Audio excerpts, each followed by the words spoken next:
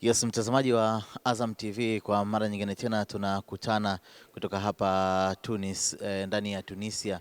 Ni siku moja baada ya mchezo wa Esperance de Tunis dhidi ya Simba Sports Club kukamilika kwa mnyama Simba kupoteza kwa bao 1-0, na muda huu naungana na meneja wa habari na mawasiliano klabu ya Simba kwa ajili ya kuweza kuzungumza masuala kadha kuhusiana na kile ambacho kimetokea hapo jana. Ahmed Ali, kwanza habari ya muda huu? Salama kabisa. Kwanza kabisa pole kwa matokeo na kile ambacho kilitokea jana pale uwanjani.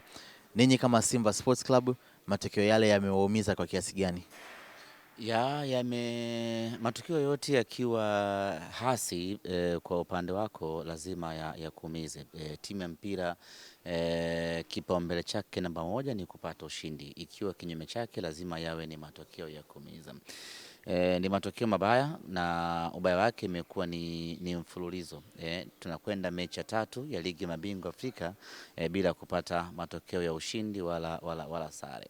Ni matokeo ya kawaida kwenye mpira wa miguu, lakini kwa Simba inakuwa sio kawaida kwa sababu tangu tumeanza kampeni yetu hii ya kutawala soka la Afrika hatujawahi kuwa na matokeo ya aina hii ambayo tumeyapata msimu huu. Na kwa mechi ya jana ilikuwa ni turning point yetu wana Simba ya kwamba pamoja na kwamba tumepoteza mechi mbili, wacha tukapate matokeo chanya katika mchezo huu wa 3 wa Esperance ili tufufue matumaini yetu kuelekea katika hatua ya robo finali. Lakini haikuwa hivyo na mchezo huu wa 3 pia tukapoteza.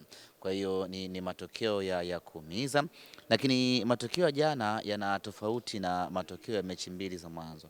Matokeo ya jana pamoja na kufungwa, lakini timu ina mwanga ambao imeuonesha, ina mwelekeo ambao imeonekana kwenye mchezo ule, na hii inatupa sisi matumaini kuelekea kwenye mechi zetu 3 za mwisho ya kwamba bado tunao nafasi ya kufanya vizuri.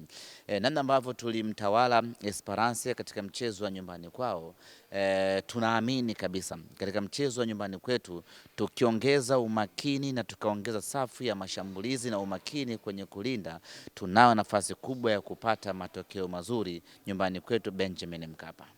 Katika mchezo wa jana dakika 90 zinakamilika, katika takwimu hakuna shot on target. Je, mwalimu ameweza kuzungumza nini kuelekea katika mechi zijazo? Kwa sababu ili upate ushindi ni lazima uweze kupiga mashuti ambayo analenga lango la mpinzani wako, lakini katika mchezo wa jana hamkufanya hivyo. Kulikuwa kuna on target moja dakika za mwanzoni kabisa ya Jonathan Soa. Baada pale timu haikupata tena on target.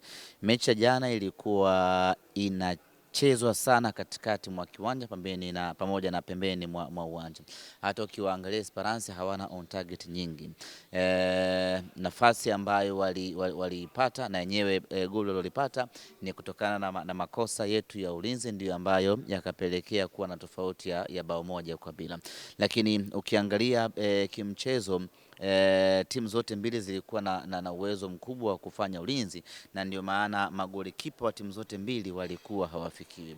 Mwalimu alijaribu kufanya mabadiliko ya hapa na pale, akimtoa Soa akamwingiza Mwalimu, lakini kuna wakati akaongeza zaidi kujaza watu mbele alipoingia Chama Mahema, kuhakikisha kwamba timu inacheza zaidi mbele na kupata mashambulizi mengi, lakini bado Esperance waliweza kuwa gumu na kuzuia tumsimfikie mlinda mlango wao na hatimaye kupata on target ama kupata goli. Kwa hiyo kwa hilo wamefanikiwa. Kilichobaki sasa, mwalimu ameshawafahamu Esperance ni wapinzani wa aina gani hasa kwenye eneo la ulinzi. Anakwenda kufanyia kazi hilo ili mechi ya marudiano tarehe 1 mwezi wa pili aweze kuifungua hiyo lock ya Esperance na kwenda kupata sio tu on target, kwenda kupata bao, kwa sababu Benjamin Mkapa hatuhitaji tena on target wala off target. Benjamin Mkapa tunahitaji kupata mabao. Viwango vya wachezaji wapi ambao mmeweza kuwasajili waliopata nafasi ya kucheza jana unavizungumziaje? Ya, ni katika mambo ambayo yametuacha na tabasamu ama na furaha mara baada ya mchezo huu. Pamoja na kwamba tumepoteza, lakini tukiangalia sajili za wachezaji ambao tumewasajili imetupa matumaini na mwanga mkubwa kwamba tumefanya usajili mzuri na kuna uwezekano mkubwa wakatusaidia sana huko mbeleni. Tukimwangalia mlinda mlango Jibril Kasali amefanya kazi kubwa siku ya jana, pamoja na kuruhusu bao moja, lakini amecheza kwa kiwango cha hali ya juu sana. Alituweka Simba salama chini ya mikono yake. Lakini upande wa kushoto kwa Nixon Kibabage ameonyesha dhahiri shahiri kwamba kwa nini tulifanya maamuzi sahihi ya kwenda kumchukua Kibabage.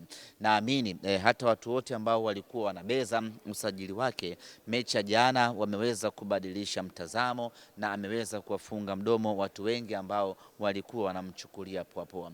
Amefanya kazi kubwa ya kuzuia, ya kushambulia na kila kitu alikifanya kwa ubora wake wa hali ya juu sana.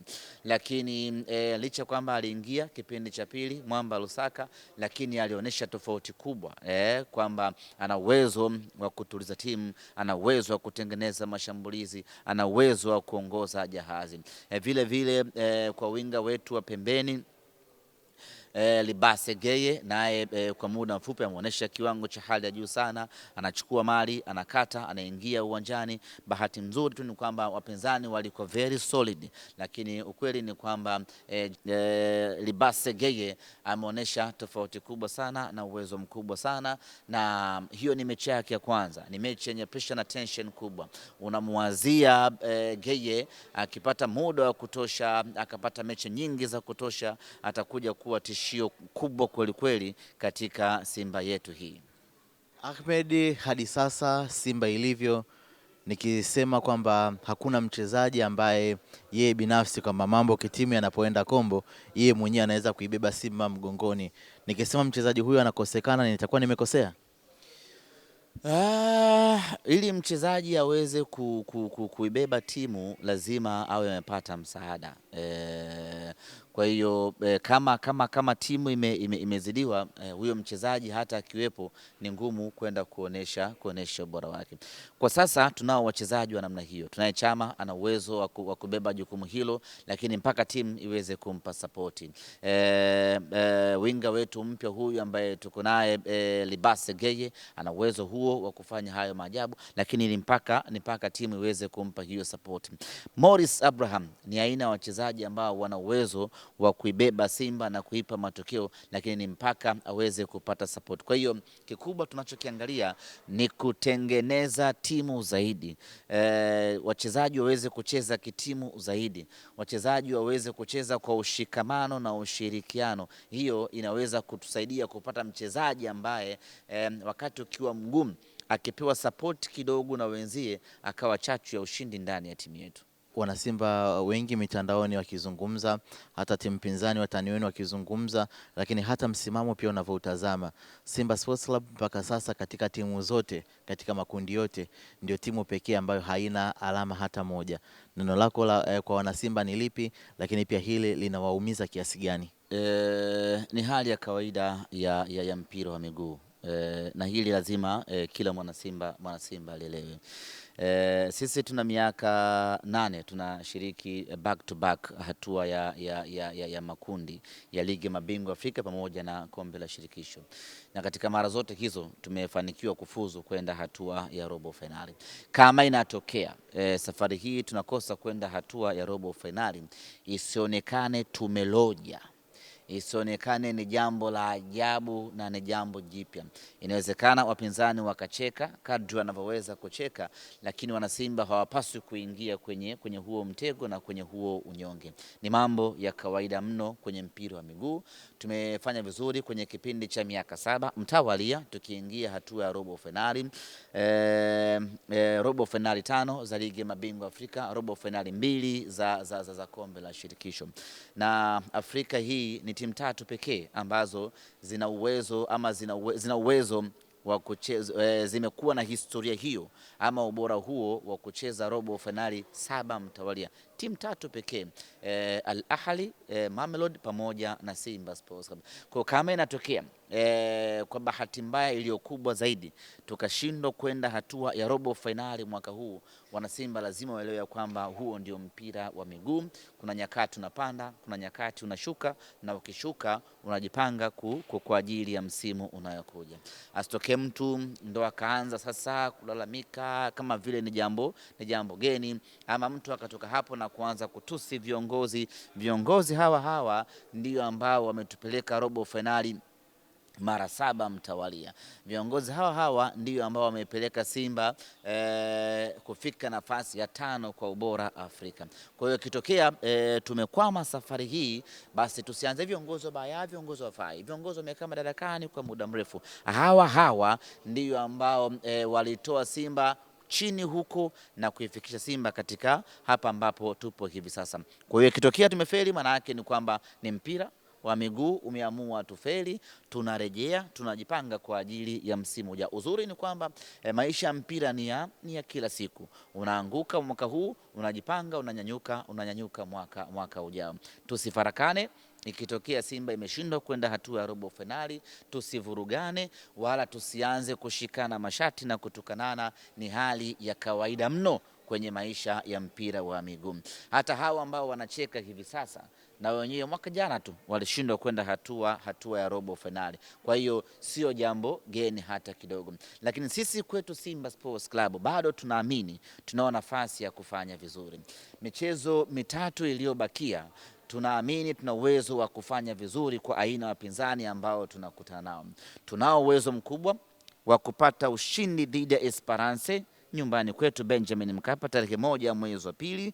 Tunao uwezo mkubwa wa kwenda kupata ushindi mbele ya Petro Atletico nyumbani kwao Angola. Tunao ushindi uhakika mechi yetu ya mwisho dhidi ya timu kutoka Mali, kupata ushindi nyumbani kwetu Benjamin Mkapa na kufikisha alama 9. Kwa hesabu za haraka ni kama haiwezekani, lakini kwa Simba Sports Club hiki ni kitu ambacho kinawezekana sana. Inawezekanaje sasa? Inawezekana kama wanasimba wote tukaamua kufanya kazi moja ya kuisaidia Simba Sports Club. Huu sio muda kugawana sasa, Simba matokeo na Simba wapambanaji. Huu ni muda wa wanasimba wote kupambana kuhakikisha kwamba tunavunja hii rekodi mbaya ambao tumeanza nayo, na tunaishangaza Afrika ya kwamba tumepoteza mechi 3 za mwanzo, tumeshinda mechi 3 za mwisho, na mnyama ameenda hatua ya robo finali. Inawezekana kama kila mwana Simba akaamua, badala ya kulaumiana, badala ya kushutumiana, badala ya kutafuta mchawi, badala ya kulaumu viongozi na wachezaji, tukawekeza nguvu ya pamoja wanasimba wote, twende tukatafute ushindi, twende tukatafute matokeo, twende tukashinde mechi 3 za mwisho, twende hatua ya robo finali. Meneja wa habari na mawasiliano klabu ya Simba Ahmed Ally, umeweza kumsikia akizungumzia kuhusiana na kile ambacho kimeweza kutokea katika mchezo hapo jana dhidi ya Esperance de Tunis, ambapo Simba ilipoteza kwa bao 1-0, lakini pia mipango ya Simba Sports Club kuelekea katika michezo yao mitatu iliyosalia kundi D katika ligi ya mabingwa Afrika. Kutoka hapa Tunis, Tunisia, mimi ni Akida Kilango wa Akidu Kaida, nyuma ya kamera ni Emmanuel Zinga.